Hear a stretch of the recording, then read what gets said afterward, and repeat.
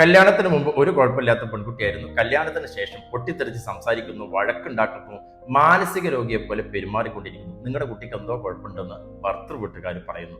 ഭാര്യ വീട്ടുകാർ പറയുന്നത് ഞങ്ങളുടെ കുട്ടിക്ക് ഇതുവരെ ഒരു കുഴപ്പമുണ്ടായിട്ടില്ലായിരുന്നു, നിങ്ങളുടെ വീട്ടിലെത്തിയപ്പോഴാണ് ഇങ്ങനെ സംഭവിച്ചത്. ഇങ്ങനെയുള്ള കേസുകൾ കൗൺസിലിംഗിൽ ഉണ്ടാവാറുണ്ട്. ഇത് രണ്ട് തരത്തിൽ സംഭവിക്കാം. ഒന്നാമത്തത്, ഭർത്തൃ വീട്ടിൽ നിരന്തരമായിട്ട് അനുഭവപ്പെടാറുള്ള മാനസിക പീഡനങ്ങൾ സഹിച്ച് പുറത്തു പറയാൻ കഴിയാത്ത രീതിയിലുള്ള കാര്യങ്ങളൊക്കെ സഹിച്ച് അവസാനം ഒരു ഇമോഷണൽ ബ്ലാസ്റ്റ് സംഭവിക്കാറുണ്ട്. പിന്നീട് ഇവരുടെ പെരുമാറ്റ രീതികളൊക്കെ ഇങ്ങനെ ആയി തീരാറുണ്ട്. ഇനി രണ്ടാമത്തത്, പേഴ്സണാലിറ്റി ഡിസോർഡറിന്റെ ഭാഗമായിട്ടുള്ള പെൺകുട്ടികൾ, ബോർഡർ ലൈൻ പേഴ്സണാലിറ്റി പോലെയുള്ള ഡിസോർഡറുകളുള്ള പെൺകുട്ടികൾ കല്യാണ ശേഷമാണ് ഇത് കൂടുതലായിട്ട് പ്രകടമാവുക. അതുവരെ സ്വന്തം വീട്ടിൽ ഇത് അത്രത്തോളം ഗൗരവത്തിൽ ഇവർക്ക് കാണാൻ കഴിയില്ല. അതിങ്ങനെ അംഗീകരിച്ചു കൊടുക്കും. വാശി, ദേഷ്യം, അതേപോലെ എൻ്റെ ഭർത്താവ് എൻ്റെ കൂടെ എപ്പോഴും ഉണ്ടാവണം, വേറെ ആരോടും മിണ്ടരുത്, ഇങ്ങനെയൊക്കെയുള്ള ഒരുപാട് ഡിമാൻഡുകൾ വെച്ചിട്ട് എന്നെ സ്നേഹിക്കുന്നില്ല എന്നൊക്കെ പറഞ്ഞിട്ട് വഴക്കുകൾ ഉണ്ടാകും. അത് പൊട്ടിത്തെറിയും, ഒച്ചത്ത് സംസാരിക്കലും ഇങ്ങനെയൊക്കെ ആകാറുണ്ട്.